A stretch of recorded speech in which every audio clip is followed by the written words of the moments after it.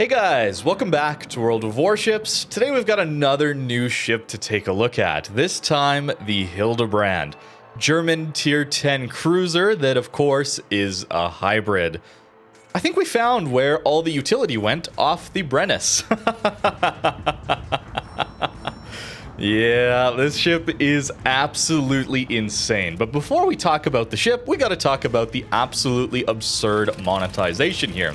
This ship, at least on the website, shows as it's in mission chains, and it literally says you'll find her at the end of the chain if you don't get it in the crates for just the purchase of 1 credit. Wow, amazing deal. What they fail to tell you is that to get to the end of that mission chain, you need to spend 50,000 doubloons. So yeah, they're milking you pretty hard on this one, German cruiser mains. Although, I gotta feel bad for 1 second for these poor German cruiser players. They've waited like, what, 8-9 years for a new German tier 10 cruiser, and they get a hybrid? I'm sorry guys, it's a little sad for you, but hey, if you're into hybrids, this ship is absolutely busted overpowered, so there is that. So we should probably talk about what this ship can do. First of all, you do have Agir guns. You only have 2 of them, but you have a 15-second reload base, up from the 20 seconds that we would usually see on the Agir. And that's pretty good, especially considering you can sit on islands like this and only use your front guns, and not feel like you're missing out on that extra DPM the rear turret would give you, keeping you perfectly angled, which is very nice. Of course, though, the main armament on this ship is probably going to be the hybrid airplanes on it. The torpedo bombers here, while they don't do a ton of damage, 4,500 damage per torpedo, they reload so quickly, 80 seconds base, and you can get that down rather low when it comes to building out your ship. So we're going to have them back in another 36 seconds after dropping this Salem. You're going to have to excuse some poor drops here, as I haven't used planes in over a year, so it's been a little while. There is some method to the madness, though. Certainly missing that destroyer at the beginning looks bad, but I was hoping to either catch him with the torpedoes if he decided to run full speed out of the radar, or if he slows down to dodge the torpedoes, well then he's just going to stay in radar for longer, and my teammates are going to get more damage in. Same with this Salem. I was hoping that I would force him to reverse a little further to dodge the torpedoes, and that way he'd reverse out, and we could get some citadels in with these Agir guns.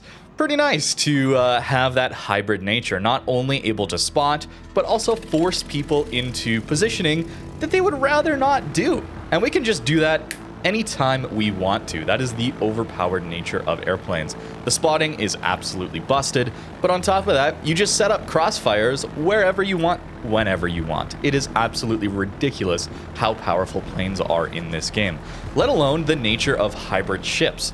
These are going to be tactical planes, and the reason they're called tactical is that your plane losses literally do not matter. Carriers, well, it's a bit of a meme. They do actually have to worry about their losses a tiny little bit. Sure, it will regenerate rather quickly, but still, they're not going to get a full squad instantly if they lose all of their planes over and over and over again. It takes a couple of times of losing your full squad, but still, you can be forced to run out lower than usual squad numbers. Not so with tactical planes. Every time they reload, you get a full squad. Every single time. Absolutely ridiculous. Horrible design. I hate the way that Wargaming has done carriers, and especially the way they've done tactical squadrons. It's ridiculous. Now we're on to the HE bombers. These take 300 seconds to reload base, so you're not getting them very often. But what they do have is 13,700 alpha, 78% fire chance, and 69 mil pen. So if we can land them all, let's say on the bow of this Ohio, that's 14,000 damage. Oh, and did you notice it was the circle drop pattern, so angling really doesn't matter. Any angle you approach with these bombers, you're going to be normal accuracy. Kind of ridiculous. It's so sad, man. And then we're just instantly back in the torp planes, bro. Carriers and planes, man. It's something I could complain about for hours every single day. I try not to, But this is one of the worst parts about this video game. It's this and subs. It really ruins the absolutely wonderful surface ship combat that Wargaming has designed. There really is no multiplayer game like this that rewards patience and long-term strategy. Positioning your ship 5 minutes ago impacts what you're doing in the next 10 minutes. It's really cool. Unfortunately, all of it is ruined by carriers, planes, and submarines. Really disappointing that Wargaming has gone down this route and refused, absolutely refused to admit that there's anything wrong with it. Or actually, they have recently admitted that the carriers are overtuned and haven't done anything about it. Why can't we just have plane spotting on the minimap, man? It's such a simple solution. We did the really kind of gimmicky solution to subs, which was make them do no damage on the torps inside 3 kilometers. Right? That removes shotgunning, one of the most frustrating parts about submarines. They're still annoying, but they're nowhere near as bad as they were. And that was kind of a clunky solution. The reason they don't want to do minimap spotting, it seems like, is that it's a clunky solution to carriers, and there's other problems. But there's obviously other problems when it comes to subs, but they still did the clunky solution in the meantime. Why can't we do that with carrier planes? Why can't we have just minimap spotting? Because it's so powerful how much spotting you can do with this ship. Don't get me wrong, we're going to do insane damage out of this ship too. You also just have ridiculous damage output, but we're going to get a lot of utility out of just purely the spotting. In my opinion, carriers and their planes would be overpowered even if they did 0 damage. A good player spotting the enemy ships at the right times is absolutely busted. It is way too powerful in a game like this, at least the way it's currently designed. Okay, rant over for now. We're probably going to have another one later on, but let's talk a little bit more about this ship. You have Agir armor as well, so that means you're going to be overmatched through the bow by most battleships. It's only 27, but your upper belt side armor is very, very strong, meaning if you angle, you can auto-bounce battleship shells at close ranges especially, and you're going to be relatively tanky to high explosive. But the armor piercing will arm on your broadside. Fortunately, the deck armor is only 30 millimeters, so that means you will be getting HE farmed, like we saw that Salem doing some decent damage at the beginning, although I didn't stay spotted for long, so that means he didn't get too much damage into us. But you should be able to farm this thing out pretty well with HE that tends 30 millimeters. Also, if you overmatch 30 millimeters with a battleship, you will overmatch straight through this thing, and that's going to be very, very important. I'm going to go into a rant again. Carrier armor at tier 10. Why can't we overmatch our HE pen carriers at high tier? I'll leave it alone. I'll leave it alone. Richelieu flat broadside. We've got the AP going in on him. But, I mean, it's doing okay damage, I guess.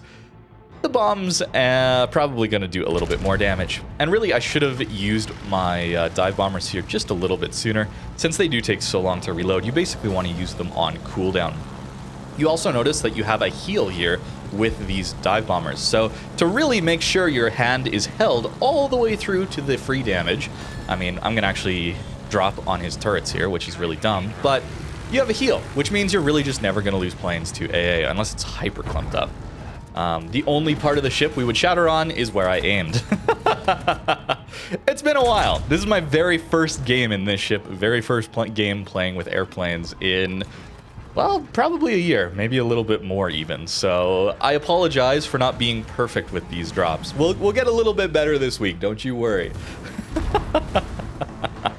Napoli rushing us from behind, not really a big deal here since we do have pretty good armor. And we can get around this rock to avoid the torpedoes. And the secondaries are not great. They're decent range, they have okay DPM, but they don't have good accuracy. You can't buff the accuracy since it's a cruiser. There's no upgrades or skills you can take, specifically skills on the commander you can take. And their firing angles are pretty poor. But you do get some of the secondaries that look like they're off of like Graf Zeppelin, right? Those larger caliber casemate ones. Kind of interesting there, but really don't rely on them. The 6-kilometer hydro is pretty nice for German ships, and we do get that here. Our AA is surprisingly kind of weak. The values are okay, but you only have 5.2 kilometers of AA range, so I am taking quite a few AA upgrades because more than likely if you're sitting on rocks like this, like I was in this game, and there's carriers or other hybrids, you're going to be a target. So we do want to have some decent AA power built up on our commander. We'll take a look at the commander and armor and all that later, but I do want to mention that with the AA. You can buff it, but you might not be quite enough to fend off the carrier attacks if you're playing as aggressively as I did in this game. No defensive fire either. These are the consumables you get. Standard heal and a standard damage con for cruisers, so nothing really too special there. But it's the planes, guys. It really is the planes. We've already done 80k in spotting in this game, and you really just zone out destroyers. You spot cruisers trying to farm over islands, battleships that want to kite and get away if they're on low HP. They want to use their concealment to go dark. You just don't let them. And the torp bombers just reload so quickly. You're able to do that whenever you want to. And let alone having Agir guns. So we're going to have a broadside Victoria here. A little bit weaker Citadel there on that one, but hey, we'll take it. Triple sit just like that. 160k into this one already. It's so strong, guys. It's so strong. And it's so expensive. It's so expensive. Like 50k doubloons for this, and it's gambling. The guaranteed is at the end of this track of loot boxes, and you get it for 1 credit. But to get there, you do have to spend 50k in doubloons. I suppose the crates that you're gambling with to get there all the way through the track do have a chance of dropping the ship, 2% chance per container. But I really, really do not want to evaluate ships or talk about how worthwhile a ship is to get based on gambling. I would rather deal with the guaranteed drop of the ship, the guaranteed purchase price of a ship. That's typically how I go about things, because I just really dislike that there's gambling in games so much these days. And yes, it's a free-to-play game. Yes, Wargaming needs to pay its bills, pay its staff, obviously. But I don't think we need to add so many gambling mechanics into the game to do so. That's just kind of how I go about things, and that's my opinion on it. So we're going with this ship costs 50k doubloons. And it's a good ship, man. If you're interested in hybrids at all, man, it is wild how strong this ship is. Do you think they're going to allow it in Kings of the Sea or clan battles? Probably not. We'll take a double sit there on the Yamato. He hits our belt, or even just misses, perhaps. And, well, we're going to need everything to hit, and that is 6 more Citadels. 250,000 damage into this one, nearly 100k in spotting. Insane, insane. And that was my first game. I'm going to play more this week, but I think that was just a perfect example of what insanity you can accomplish with this ship. And in this game, when you have planes to spot, when you have guns that can do decent damage, especially when people give you broadside, and you can force people to give you broadside by lining up your drops, forcing them to turn. It's a lot, man. It's a lot. And yeah, just to really show it, yep, just one game. Now, I'm sorry to complain so much in this video. I'd really, really try not to, especially in the YouTube videos, because it's a game, and we should enjoy the game for what it is, and it should be relaxing, and the videos you watch on your favorite game that you're interested in should be fun and enjoyable and entertaining, learn something, whatever. And it shouldn't just be rage bait all the time. At least that's not what I want to be doing. But with carriers, man, it's just the thing that makes me not want to play the game the most. It's more than blowout games, more than up-tiered into super ships in tier 9. It's carriers and subs, man. These two classes that just ruin my favorite PvP combat I've really ever experienced playing a video game. The surface ship combat in this game is absolutely incredible. I really mean this. There is nothing like it. I've never played a game like this. It's so fun. It's so interesting. It's so like heavy on positioning and rewarding you for decisions you made a long time ago. It's not based on Twitch reactions and fast reactions and that. There's a lot of thought that goes into it. Sure, there's RNG that I'll complain about in battleships, obviously, and fire chance on cruisers, overmatch on cruisers. There's a lot that is still frustrating in the game, but it's fine. It's fine compared to just the way the game balance. That beautiful, beautiful surface ship combat is torn apart by carriers and planes and subs, and how little punishment there is for making a mistake and how heavy-handed the power levels are on purely just going and spotting someone. Being spotted is a massive drawback in this game. That's why concealment is so important. It's so important to run conceal on your builds and choose the right moment to be detected. Even on battleships, running a full conceal build is going to help you get more dev strikes. You're going to surprise people. Being a cruiser, you're not going to get shot at by those battleships camping the back overmatching you if you're not detected. DDs obviously have very low HP, so they can't be detected very often. There's some exceptions, sure, but for the most part. And it just totally ruins that by being able to go over and spot whatever I want to, whenever I want to, let alone set up cross drops and crossfires. Pushing into a crossfire when someone's on your broadside is a mistake. Getting caught between two ships is a mistake because you can't angle your armor. And you're going to take massive damage then and probably die. It's a mistake in positioning that you should have thought about 2 to 5 to 10 minutes ago. But if a carrier can just walk over to you whenever it wants to and set up that disadvantaged state whenever it wants to, that's a problem. That's a problem. And so what do? You camp the back with your team, right? This is the problem, I think, that... I'm ranting too long. Fine. I'll say this. This is the problem. You got to think one more step, okay? Carriers stop people from camping islands. Great. We don't want people camping islands. Where do people go after? You can't just sit on an island against a carrier because it's going to come drop you for free. You're stationary, you're an easy target. Where do you go? You camp the back of the map with your team. You clump up and you camp the back. It's still camping, but worse, arguably, because it's just everyone's at 25 kilometers. It's so boring. Okay. I'm sorry. There might be another one here yet, but we got to talk about this build. I'm decided to run more AA stuff because the AA is fine, but not amazing. The damage output is just okay. Your flak might do something, but there's not a lot of time for the flak to do stuff. 5.2 to 3.5. So I really wanted to buff it as much as I can. Focus fire training here not only helps our AA, but it also gives us aircraft prep time. That's going to be the key to getting your aircraft back quicker here. So the reload time on the torp bombers down to under 70 seconds, and then the dive bombers at 256 seconds. Still a very long time for those dive bombers, but you have two, man. Like, you can think of it like every 4.5, 5 minutes, you just have 2 flights of bombers to send out. Like, it's too much. Okay. Continuing with the build. We certainly want Superintendent for more healing. We're a big target. We're going to take damage given the armor. Adrenaline Rush to help reload our ship better. AR is just so important. Not taking top grade. I did switch over to AA from top grade is the idea here. Swift Fish helping our torpedo bombers have a little bit more speed on those torps. Make it a little easier to hit, and then grease the gears here to give us, well, a 25-second turret traverse, which is very, very nice, especially when you only have the 2 upfront guns. You might not need it, considering you'll probably be playing at bow win on an island, but hey, it is a nice thing to have. The reload here, reload mod, no way to buff the planes here, so we're going to take reload mod on the guns. That's going to give us a 13.2 second reload on 6 Agir guns. That's a pretty nice reload. Sure, it doesn't have the DPM of Agir, but if you're just stuck bow in on an island as an Agir, which is not really how you want to play the ship, but if you are, then this has way better DPM if you're only using those front 2 guns. Concealment, of course, and then here we go, Airstrike Groups mod 3 here. It's going to give us speed, aircraft prep time, and more importantly, squadron HP, trying to help those planes survive a little bit longer, specifically the torp bombers.